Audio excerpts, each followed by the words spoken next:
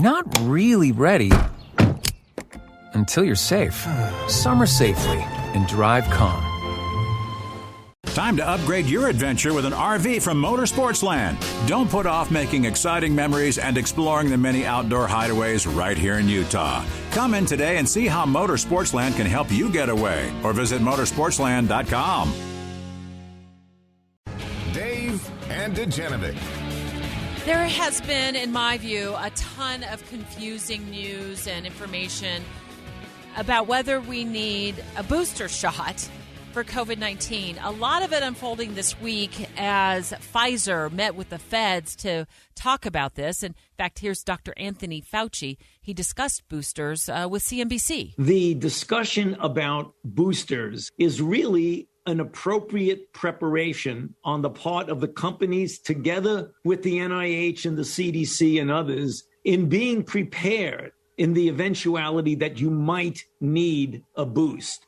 But when you translate that into, we will need a boost, everyone's going to get a boost, that is not appropriate. It's not appropriate for the reasons that you just mentioned, is that we still haven't vaccinated enough people in the primary part.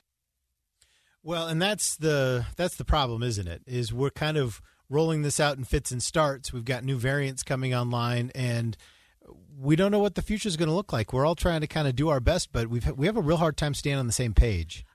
Two big questions I want to ask Dr. Tamara Sheffield of Intermountain Healthcare, regular guest on the show when we ask about vaccines and what's needed in the future. First is whether we need a booster.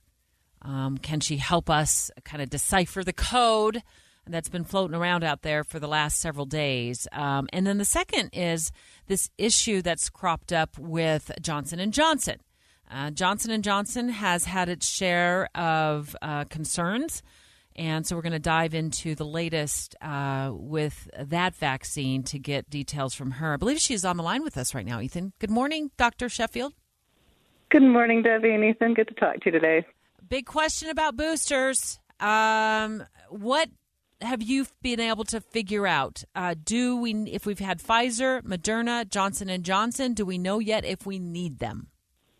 With all three vaccines, the answer right now is no. And the CDC and FDA were very clear on that. And they were very clear to tell the manufacturers that is the message they need to be giving the public, is that we are looking at whether we will need boosters in the future, but it is not today.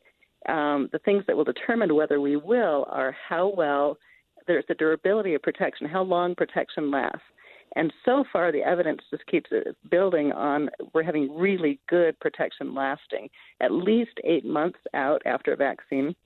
And we're seeing that our lymph nodes are creating immunity centers where we will have good, long-lasting immunity, at least 12 months or longer. So durability is great. The other question is the variants. Will something come in that the vaccines don't protect against? They don't neutralize. So neutralizing is where you prevent that the virus from attaching and growing and infecting you. We have what was called cross-neutralization with vaccines. That's why vaccines are actually better than individual infection to one type of virus. Cross-neutralization means once you get that vaccine, it protects you against different variants as they come along. So it will continue to protect. And the mRNA vaccines, the Pfizer and the Moderna, high rates of protecting even against Delta, which is the one that's 90% of the variant we have right now in Utah is Delta. We're looking at 96% protection against hospitalization with the Pfizer vaccine. And even Johnson & Johnson, we don't have the protection data per se with it, but what we do know is that for the Beta variant, it is at least 82% effective against severe disease. And we do know that from the neutralizing antibodies, they're much higher against Delta with J&J. So we're pretty much predicting that it will be even better than against that UK Delta Beta variant when it's against the Delta. So J&J is great. mRNA are great. They should continue to protect us. We don't need a booster at this point. A lot of families have avoided the vaccine because they already had COVID, so they got natural immunities. Do you have any data on how well the natural immunities are holding up? Yeah, we actually do, and that's the problem. Is natural immunity doesn't protect necessarily well against the variants. So what we saw in Brazil, there was in their original infection that we had one region that about 70% of people became ill, and when the next variant came around, another 60% got reinfected with that new variant. Okay, so natural protection's great. I mean, we're talking almost no cases of that same variant that you got. That you were ill against. But it's these new variants that come through, it doesn't give you great protection where you do get that great cross protection with the vaccine. Interesting.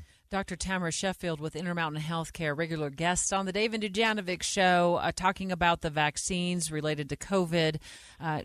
Dr. Sheffield, Johnson & Johnson had another round of kind of negative news this week regarding some reactions that I believe it was about, from what I recall, 100 or so people who'd received the J&J vaccine. They developed some kind of rare nerve syndrome. Can you bring us up to speed on what that is, and is it more than 100? Yeah, happy to talk to you about that. The syndrome is called Guillain-Barré syndrome. And many of us are familiar with it because this tends to happen quite frequently with people who become get an infection, especially like gastrointestinal infections like Campylobacter.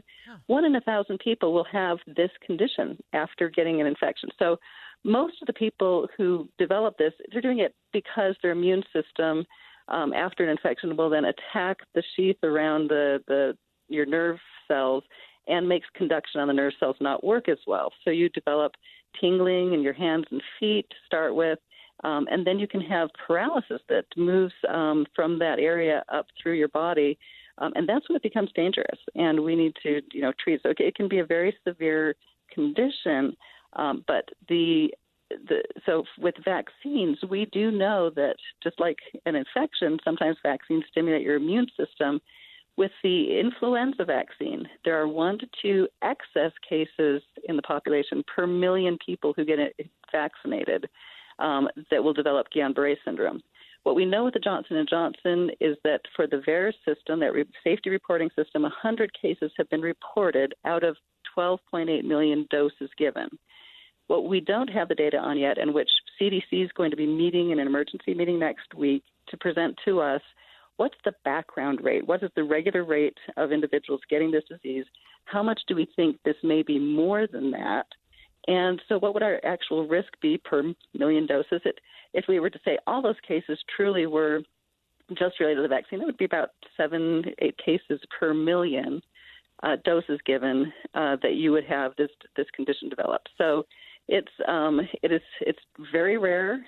But it's a serious condition, and that's why we as clinicians and the public need to know, watch for the symptoms. The symptoms of, if you have tinglings of your hand and feet, talk to your doctor about it. If it's within a couple weeks after your vaccine. And this tends to pop up within about 6 weeks period of time after you've had that infection or the immunization. And if you notice that's rapidly moving through your body, that you are getting more and more tingling up into other areas or weakness, that needs to be treated immediately. So that's 100 cases over how many million doses? 12.8 million doses. 12.8 million. And when you look at the serious effects of the actual virus itself, much higher rates. The virus is significantly more dangerous than the vaccine. Extraordinarily more. And we can't stress this enough. More than 95% of those coming into our hospitals and our ICUs are people who have not been vaccinated against COVID. We're seeing doubling now of the rates of people with this infection due to our gathering together over these holidays. We have got to make sure that we have a vaccinated population. We've lost some parents of children this recently, and it's just killing us that we have individuals who can be protected. And it's just time to get in and get your vaccine. Well, we appreciate that. We've been chatting with Dr. Sheffield about this, about the variants, about whether or not we'll need a booster, and just this information is so timely and it's so great, and it has been so heartbreaking to see, and we see it every week. People on social media, hey, this is my dad's Facebook account. I know he thought the vaccine was stupid, but we're shutting this down. He passed away. And, family members who show so much regret. I wish I would have taken this seriously. I wish I would have gotten the vaccine as they're being intubated. It's tragic. So in 3 minutes, can I tell you the one thing, the one message? This was a study. There was a study. The one message that can get to those who haven't been vaccinated that may very well convince them to get the COVID-19 shot. I'm Dave Cawley, host of the podcast Cold. Our brand new second season focuses on the 1985 disappearance of a woman named Joyce Yost. Hear her voice for the first time. That's Cold Season 2, exclusively on Amazon Music.